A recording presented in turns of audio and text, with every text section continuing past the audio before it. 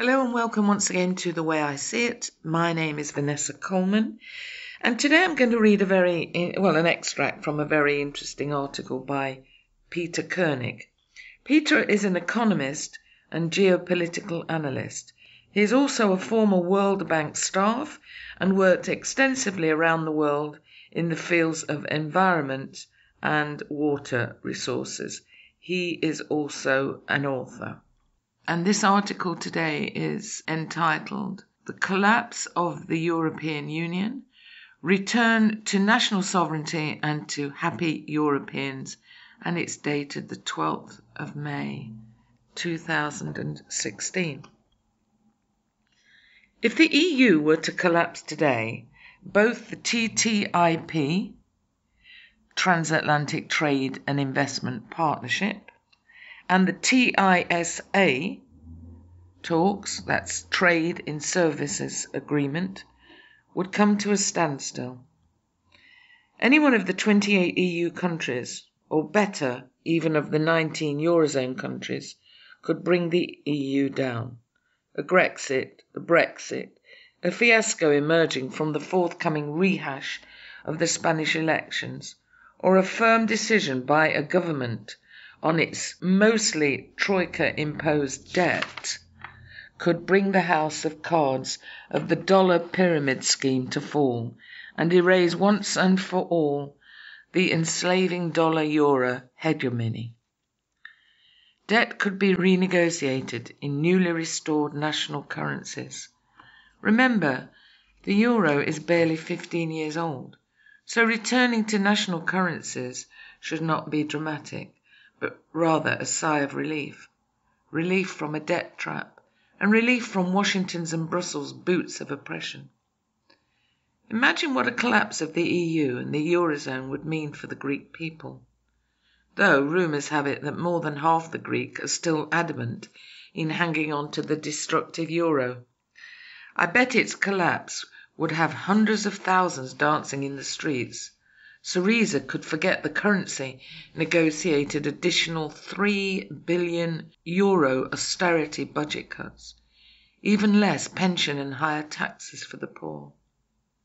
To be sure, Greek debt relief will not come from the current EU-EC Troika constellation. To the contrary, the German Minister of Finance, Wolfgang Schäuble, has even harsher words for Greece, as if he was threatening pushing Greece out of the EU. An empty threat, as everybody should know by now. Washington, also the masters of Germany, will not allow a Grexit or a Brexit or an exit by any EU member. Washington needs the EU intact to eventually serve as a slave partner in TTIP and TISA. What happened and continues to happen to Greece may serve as an example for other weak southern EU countries to follow. Unless Greece or another country under EC Troika imposed economic and financial stress and strangulation takes the bull by the horns, taking a drastic decision. Exit the EU and the Eurozone, jumpstart the local economy with a local currency, and negotiate the illegal and fraudulently imposed debt at their terms. That may bring about the end of the nefarious Eurozone and the US-created European Union. Be aware, the EU as it exists today is not the invention of Europeans. It is a construct thought out immediately after World War II by the US, so as to keep Europe under her control, and to create a buffer zone vis-à-vis communism, the Soviet Union.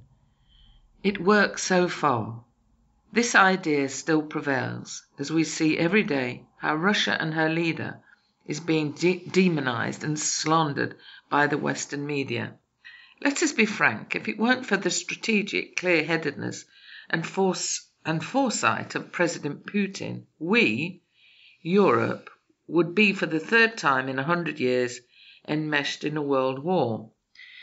And if we let this Washington-imposed trend continue, Europe will become an Anglo-American slave land. Just look at TTIP and TISA.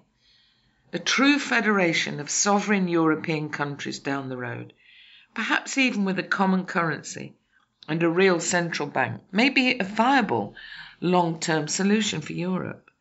But, and this is the most important but, such a Europe will have to be designed by true and honest Europeans. Am I dreaming? And absolutely without any influence of the United States of America. None. Any one of the 28 EU countries could return happiness to the people of Europe, could take the pain, frustration, fear and anxiety away, could reinstate national sovereignty, could bring national pride and local instead of global economy to the fore by exiting the EU, by forfeiting the euro, by taking the reign of their people into the hands of a sovereign democratic government. A simple exit by one country, you name it, could bring the ferocious debt machine to a grinding halt, opening the opportunity of joining a new, more just and more equal monetary scheme. The nascent combined Eastern economic space of China, Russia, BRICS, SCO, Shanghai Cooperation Organization, and the EEU, Eurasian Economic Union. To be sure, time is important.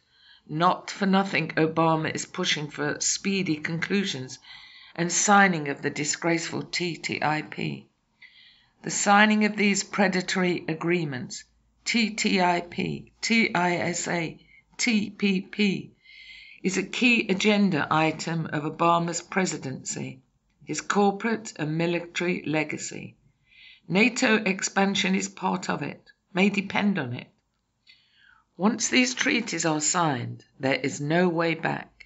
If the TTIP is ratified despite all logic, and if subsequently the EU fell apart, each country would still be held accountable to the terms of the agreement. Hence, time for an EU collapse before signing of the TTIP and TISA is of the essence. This radical solution may be too much, even for staunch EU/Euro opponents. Many of them still seek, hope and dream of a reformed EU. They still live under the illusion that things could be worked out. Believe me, they cannot. The Machiavellian, US-invented venture called European Union, with the equally US-invented common currency, the Eurozone, has run its course. It is about to ram the proverbial iceberg. The EU-Euro vessel is too heavy to veer away from disaster.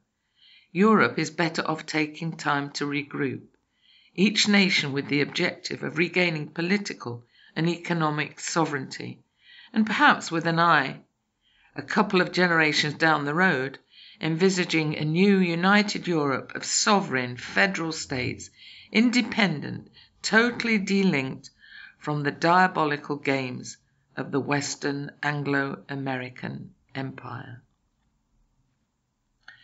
A very interesting article.